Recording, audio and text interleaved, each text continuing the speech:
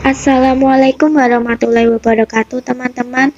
Bertemu lagi dengan kami yaitu dari kelompok 5 pada mata kuliah biologi sel dengan Ibu pengampun dosen mata kuliah hari ini yaitu Ibu Heslinda Yasti Agustin SSI MPD, di mana pada kesempatan kali ini kita akan menjelaskan tentang materi lisosom dan pereksiksom.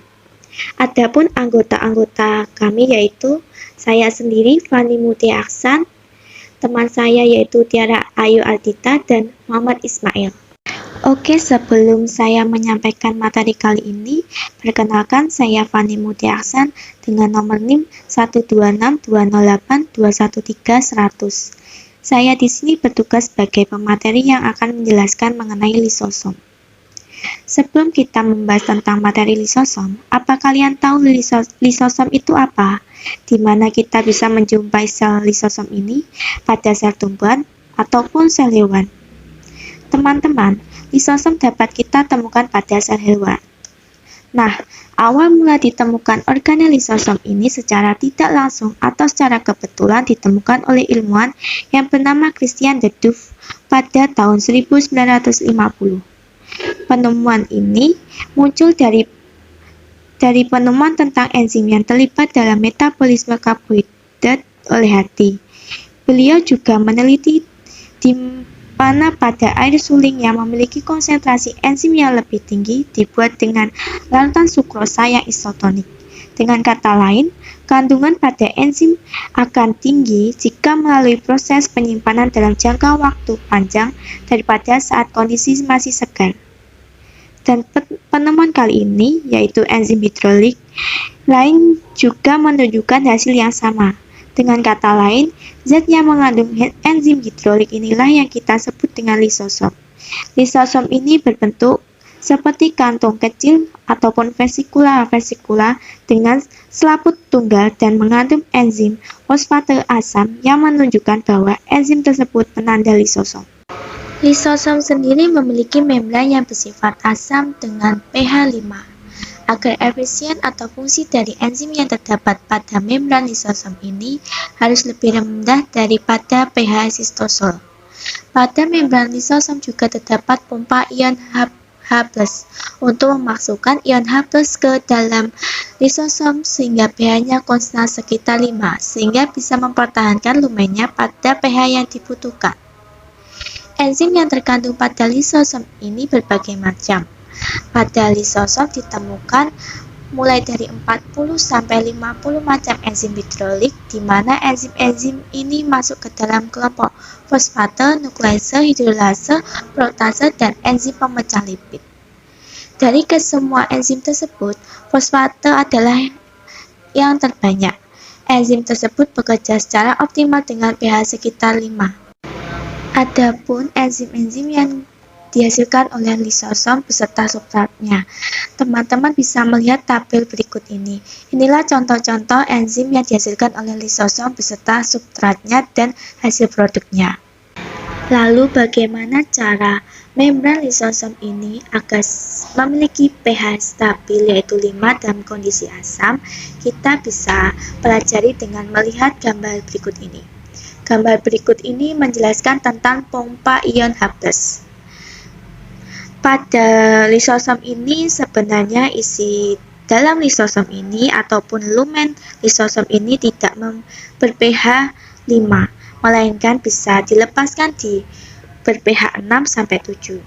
Tapi lama-kelamaan pH dalam lisosom ini menjadi stabil yaitu 5 dalam kondisi asam karena pada membran lisosom ini terdapat pompa proton H+.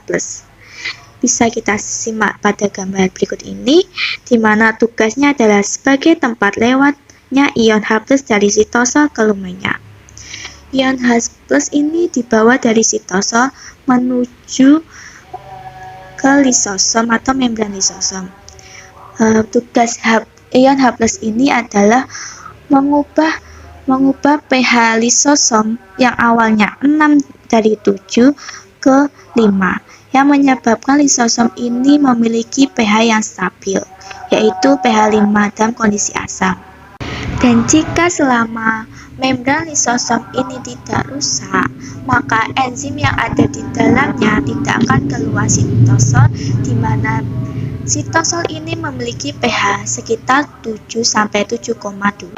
Dengan demikian, kita bisa menarik kesimpulannya jika terjadi kebocoran pada membran lisosom ini, enzim yang berada pada sitosol ini yang memiliki pH yaitu 7,2 akan masuk ke dalam lisosom yang menyebabkan pH lisosom yang awalnya stabil yaitu memiliki pH bernilai 5 yang bersifat asam itu tidak akan bekerja aktif karena sudah tercampur dengan pH dari sitosol yaitu sekitar 7,2. Baik, untuk materi selanjutnya yaitu tentang struktur lisosom. Lisosom secara struktural adalah kelompok organel yang heterogen dalam hal ukuran dan morfologinya. Kalian bisa melihat pada gambar yang telah saya cantumkan di sini. Akibatnya, sulit untuk mengidentifikasikan lisosom berdasarkan kriteria dasar morfologinya. Akibat dari memiliki ukuran yang bervariasi macamnya menunjukkan bahwa lisosom menunjukkan organel yang dinamis. Pada gambar ini, gambar sebelah kiri merupakan gambar organel lisosom jika dilihat menggunakan mikroskop elektron. Pada gambar tersebut, lisosom memiliki sekitar 50 enzim, di mana sebelumnya sudah dijelaskan di materi sebelumnya. Di lisosom ini berupa enzim hidrolik. Lalu pada bagian membran lisosom terdapat protein-protein membran, baik itu protein perifer maupun protein integral. Untuk membran lisosom merupakan struktur lipid bilayer. Lisosom sendiri terdiri dari 4 macam lisosom. Yang pertama yaitu lisosom primer, berasal dari membran retikulum endoplasma kasar dan disortir dalam aparatus Golgi. Lisosom ini dibentuk oleh sel dan belum terlibat dalam aktivitas pencernaan sel.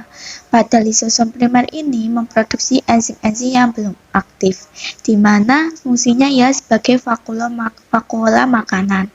Dan yang kedua yaitu lisosom sekunder.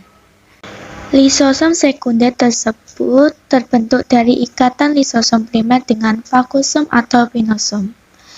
Lisosom ini sudah terlibat dalam kegiatan pencernaan. Terlebih aktivitas pencernaan sel dan di dalam lumennya sendiri terdapat substrat dan enzim-enzim hidrolitik. Lisosom sekunder ini terbagi menjadi 3 macam, yaitu heterolisosom atau vakuol pencernaan. Adalah fungsi antara lisosom primer dengan materi yang berasal dari luar sel, dapat berupa endosom atau fagosom. Yang kedua, sitolisosom atau autolisosom, merupakan gabungan dari autosom dengan lisosom primer. Yang ketiga yaitu badan residu, merupakan lisosom dengan kandungan enzim yang sudah tidak berfungsi atau lisosom tua yang selanjutnya menjadi badan residu di dalam sel. Selanjutnya kita akan membahas tentang fungsi lisosom. Yang pertama fungsi lisosom yaitu ada endositosis, yang kedua autofagi, dan yang ketiga ada fagositosis. Endositosis sendiri merupakan pemasukan makromolekul dari luar sel ke dalam sel melalui mekanisme endositosis, yang kemudian materi-materi ini akan dibawa ke endosom awal. Sedangkan autofagi yaitu merupakan pembuangan dan degradasi bagian sel sendiri, seperti organel yang tidak berfungsi lagi. Dan yang untuk fagositosis yaitu proses pemasukan partikel berukuran besar dan mikroorganisme seperti bakteri dan virus ke dalam sel. Untuk lebih jelasnya lagi, kita akan melihat bagian atau gambar-gambar proses pemasukan fungsi lisosom mulai dari endositosis, autofagi, dan fagositosis. Fungsi utama lisosom dalam pencernaan intrasel antara lain endositosis, fagositosis, dan autofagi. Selain untuk pencernaan intrasel, lisosom juga berperan antara lain dalam perombakan organel sel yang sudah usang dicerna dan di komponen-komponen dipergunakan lagi untuk pembentukan organel baru. Proses Dan yang kedua yaitu proses perkembangan dan pemulihan organ. Misalnya adanya hilangnya ekor berudu selama metamorfosis. Yang kedua, penyusutan ductus wolffian pada embrio betina dan ductus muleri pada embrio jantan, dan lain-lainnya. Kalian bisa melihat pada gambar berikut ini merupakan skema perjalanan endositosis atau pembuatan lisosom. Saya jelaskan di sini. Yang pertama yaitu endositosis bermula dari pengambilan material, makanan atau molekul dari luar sel oleh membran plasma. Selanjutnya, membran plasma yang menangkap molekul secara endositosis ini kemudian membentuk vesikel endosit yang berkembang menjadi endosom awal atau kumpulan dari gabungan material yang dibawa melalui vesikel endosit. Di dalam endosom awal terjadi pemilihan antara material yang berguna dan yang tidak berguna. Lalu material yang tidak berguna ini kemudian dikembalikan lagi ke luar sel melalui vesikel yang sebelumnya bergabung dengan endosom daur ulang. Pengeluaran material ini yang tidak berguna tersebut dilakukan dengan cara eksositosis. Jika material digunakan pada endosom awal, maka akan tumbuh dan berkembang menjadi endosom lanjut. Seiring dengan semakin matangnya material yang ada di dalam endosom, perlu kita ketahui bahwa terjadi penurunan pH dalam perkembangan endosom awal menjadi endosom lanjut. Penurunan pH hingga 5,5 bertujuan agar tidak terjadi proses pencernaan atau pemecahan komponen sel yang rata-rata ber-pH 7. Selanjutnya, aparatus Golgi kemudian mengirimkan reseptor mannose 6-fosfat atau bisa kita sebut dengan M6P yang mengandung enzim hidrolase atau yang telah dibuat dan ditransfer dari retikulum endoplasma melalui vesikel transportasi kepada endosom lanjut. Kemudian enzim hidrolase dilepaskan di dalam endosom lanjut. Lalu reseptor mannose 6-fosfat pun dikembalikan lagi ke aparatus Golgi untuk didaur ulang. Setelahnya, endosom lanjut yang sudah memiliki enzim hidrolase tersebut kemudian berubah menjadi lisosom. Itulah pembentukan lisosom pada endositosis. Dan selanjutnya yaitu tentang autofagi dan fagositosis. Kalian bisa melihat gambar ini yang sebelah kiri yaitu mekanisme autofagi dan yang sebelah kanan tentang mekanisme fagositosis. Oke, kita akan membahas tentang fagositosis. Pada gambar tersebut dijelaskan beberapa skema yaitu mulai dari partikel besar dan virus ditelan oleh makrofag dengan cara fagositosis. Setelah itu terbentuk vakula fagostik atau fagosom yang berisi partikel besar lisosom. Lisosom kemudian bergabung dengan fagosom membentuk fagolisosom. Fagolisosom biasanya memiliki ukuran yang cukup besar dan memiliki kandungan beragam karena ukurannya dan bentuknya bergantung pada material yang dicerna. Lalu fagolisosom kemudian mencerna komponen dan menghasilkan material yang berguna bagi sel. Tahap selanjutnya tentang autofagi yang dijelaskan pada gambar sebelah kiri. Tahap pertama ialah pembentukan pagar organel dari membran retikulum endoplasma yang kemudian menyelimuti organel sel yang telah rusak. Pagar atau vesikel bermembran ganda yang terbentuk ini terkadang juga belum benar-benar diketahui asal-usulnya. Vesikel membran ganda yang telah berisi organel rusak disebut autofagosom. Autofagosom lalu bergabung dengan lisosom menjadi autolisosom. Membran luar berfungsi dengan lisosom, sedangkan membran dalam didegradasi bersama organel rusak. Setelah itu di dalam autolisosom terjadi proses degradasi organel beserta komponennya. Itulah mengenai penjelasan tentang lisosom. Selanjutnya adalah biogenesis lisosom. Protein lisosom dapat dibentuk dengan cara yang sama, seperti halnya protein yang lainnya. Langkah yang dapat kita lakukan yang pertama kali adalah memulai produksi untai mRNA dari bagian DNA yang relevan. Dari ini, enzim hidrolitik dapat dibangun. Helai mRNA melanjutkan ke retikulum endoplasma kasar, di mana ribosom dapat terus membangun protein yang dapat berfungsi. Yang paling penting adalah protein ini ditandai dengan mannose 6-fosfat dalam badan Golgi. Tag ini berikatan dengan reseptor mannose 6-fosfat dalam badan Golgi. Akibat yang ditimbulkan yaitu vesikal yang mengandung enzim ini keluar dari badan Golgi. Dua enzim yang bertanggung jawab atas peletakan tag mannose 6-fosfat, yaitu N-min Sekian dari kelompok kami. Wassalamualaikum warahmatullahi wabarakatuh. dan N-ektelukosamine fosfolikoside.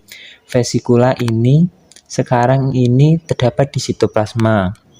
Kemudian berkaitan dengan endosom yang terlambat, endosom akhir memiliki pompa proton di dalam membrannya yang dapat menjaga lingkungan internal asam.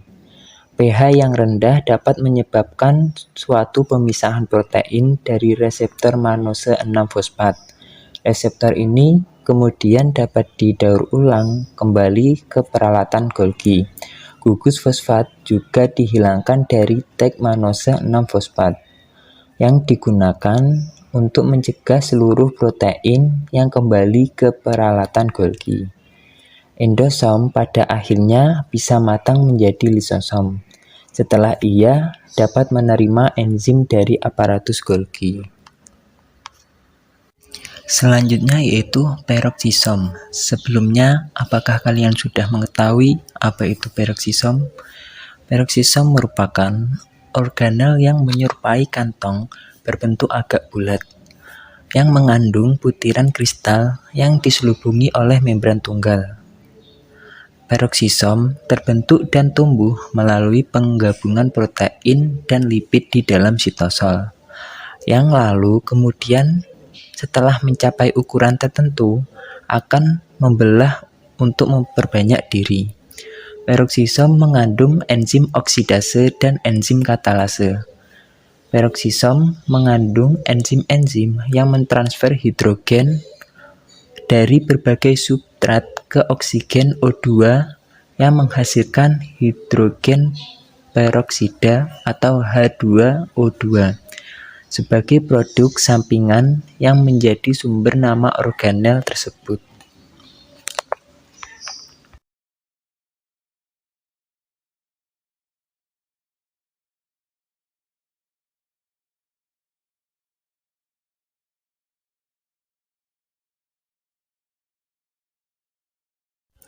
Kemudian adalah struktur peroksisom.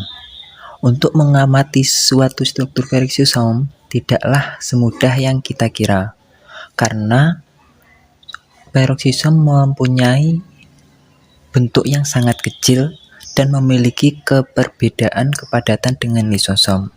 Namun kita dapat melakukan suatu pengamatan dengan menggunakan injeksi dengan menggunakan Tirton WR garis 1339 yang kemudian dapat kita lanjutkan dengan mikroskop elektron.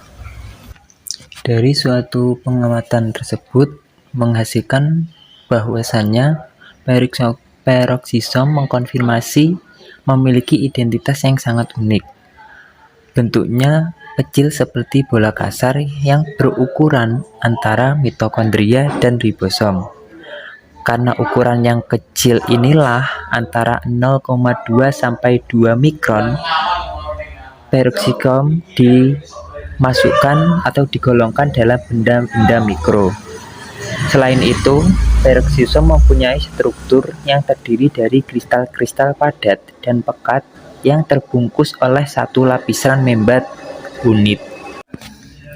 Dari ukuran yang sangat kecil ini menyebabkannya dan glioksisom digolongkan dalam benda-benda mikro atau badan mikro. Dengan mikroskop elektron, badan mikro baik yang berasal dari sel hewan ataupun tumbuhan akan tampak sebagai bangunan yang dibatasi oleh membran tunggal, dan di dalamnya mengandung suatu matriks yang amorf atau granular. Kemudian, peroksisom banyak dijumpai pada sel hati dan ginjal yang terdapat pada hewan vertebrata. Selain itu, pada daun dan biji tumbuhan serta pada mikroorganisme eukarion seperti ragi, protozoa, dan jamur. Pada sel-sel hewan, distribusi peroksisom tersebar di dalam sel, tetapi umumnya di sekitar retikulum endoplasma. Sedangkan pada sel-sel tumbuhan, peroksisom sering berdekatan dengan kloroplas. Mengapa demikian? Selanjutnya yaitu fungsi peroksisom. Fungsi peroksisom ada 4. Yang pertama yaitu sebagai oksidasi substrat dalam peroksisom sel mamalia. Yang kedua yaitu sebagai beta oksidasi asam lemak pada mamalia. Yang ketiga sebagai jalur glikolat, dan yang keempat sebagai daur glioksilat dalam glioksisom endospermae. Yang pertama yaitu sebagai oksidasi substrat dalam peroksisom sel mamalia. Reaksi oksidasi pada peroksisom jaringan mamalia itu dipacu oleh enzim yang namanya enzim flavin oksidasi yang menggunakan oksigen sebagai penerima elektronnya dan mengubahnya menjadi H2O. Dan H2O tersebut bersifat toksik bagi sel, oleh karena itu harus segera diubah menjadi H2O dan setengah O2 oleh enzim yang namanya enzim katalase di dalam peroksisom. Peroksisom menghasilkan banyak H2O, akan tetapi hanya sebagian kecil yang berdifusi ke sitosol, karena sebagian besar itu sudah dibongkar oleh enzim yang namanya tadi enzim katalase di dalam peroksisom sendiri. Nah, sebagian besar H2O tersebut dalam sitosol dihasilkan oleh mitokondria dan membran Re. Meskipun dalam satu individu, macam enzim peroksisom dalam sel-sel yang berbeda sangat bervariasi dan dapat disesuaikan dengan perubahan lingkungan sel, yaitu misalnya rakia dikultur dalam larutan gula, peroksisomnya kecil-kecil, tetapi bila dikultur dengan metanol, peroksisomnya berkembang menjadi besar dan banyak mengandung enzim untuk mengoksidir metanol. Dan bila dikultur dalam asam lemak, peroksisomnya besar-besar dan banyak mengandung enzim untuk memecah asam lemak menjadi asetil koenzim A. Berikut ini merupakan struktur plasmogen. Peroksisom itu mengandung enzim yang diperlukan untuk sintesis plasmogens dari fosfolipid, di mana salah satu rantai hidrokarbon bergabung ke dalam gliserol dengan ikatan eter. Plasmogen tersebut merupakan komponen membran penting dalam beberapa jaringan, terutama jantung dan otak. Fungsi yang kedua yaitu sebagai beta oksidasi asam lemak pada mamalia. Peran baru dari peroksisom jaringan mamalia diantaranya adalah sebagai oksidasi asam lemak. Lemak netral yaitu triasil gliserol yang merupakan cadangan lemak dalam sitosol akan dihidrolisis oleh lipase menjadi asam lemak bebas. Asam lemak bebas ini kemudian akan diangkut oleh karier atau pembawanya ke dalam mitokondria untuk dioksidasi dan menghasilkan asetil koenzim A, yaitu asetil-CoA. Proses beta oksidasi yang seperti yang tertera pada gambar, proses dehidrogenasi asil lemak CoA dengan enzim asil CoA dehidrogenase menghasilkan senyawa enol-CoA. Pada reaksi tersebut, FAD sebagai koenzim direduksi menjadi FADH2. Ikatan rangkap pada enol-CoA dihidrasi menjadi hidroksiasil CoA oleh enzim enol-CoA hidratase. Hidroksiasil CoA dioksidasi menjadi ketoasil CoA menggunakan enzim beta hidroksiasil CoA dehidrogenase. Pada reaksi tersebut, NAD sebagai koenzim direduksi menjadi NADH. Reaksi tahap akhir di mana beta hidroksiasil CoA bereaksi dengan CoA bebas menghasilkan asetil CoA dan sisa asam lemak. Reaksi tersebut karena aktivitas enzim asetil-CoA acyl transferase. Asetil-CoA akan lepas dan meninggalkan sisa asam lemak yang akan dipotong-potong lebih lanjut menjadi asetil-CoA yang lain. Yang ketiga yaitu sebagai jalur glikolat. Jalur glikolat merupakan serangkaian reaksi kimia yang terjadi di dalam peroksisom dan bergandengan dengan siklus karbon pada kloroplas. Jalur tersebut melibatkan kloroplas, peroksisom, mitokondria, serta sitosol. Langkah pertamanya yaitu penambahan CO2 ke 5 karbon gula ribulosa 1,5 bifosfat yang menghasilkan 2 molekul 3 fosfogliserat. Namun, enzim yang terlibat yaitu ribulosa bifosfat karboksilase atau Rubisco ada kalanya mengkatalisasi penambahan O2 dan bukannya CO2, lalu menghasilkan 1 molekul 3 fosfogliserat dan 1 molekul fosfoglikolat. Reaksi tersebut merupakan reaksi sampingan. Fosfoglikolat adalah metabolit yang tidak berguna. Glikolat kemudian ditransfer ke peroksisom di mana ia teroksidasi dan diubah menjadi glisin. Nah, glisin kemudian ditransfer ke mitokondria di mana 2 molekul glisin dikonvers ke 1 molekul serin dengan pelepasan CO2 dan NH3. Serin tersebut kemudian dikembalikan ke peroksisom lagi di mana ia diubah ke gliserat. Akhirnya gliserat ditransfer kembali ke kloroplas di mana ia masuk kembali sebagai siklus Calvin. Yang keempat yaitu sebagai daur glioksilat dalam glioksisom endospermae. Pada hewan, peroksisom banyak terdapat di dalam hati dan ginjal. Peroksisom yang hanya terdapat pada tumbuhan disebut dengan glioksisom. Glioksisom berfungsi mengoksidasi asam lemak. Glioksisom banyak ditemukan di dalam jaringan lemak pada biji yang sedang berkecambah. Pada biji yang sedang berkecambah, peroksisom itu berperan mengubah asam lemak yang tersimpan di dalam biji menjadi gula yang diperlukan untuk perkecambahan. Pengubahan asam lemak menjadi gula melibatkan siklus yang namanya siklus glioksilat. Oleh karena itu, peroksisom di dalam sel tanaman disebut dengan glioksisom.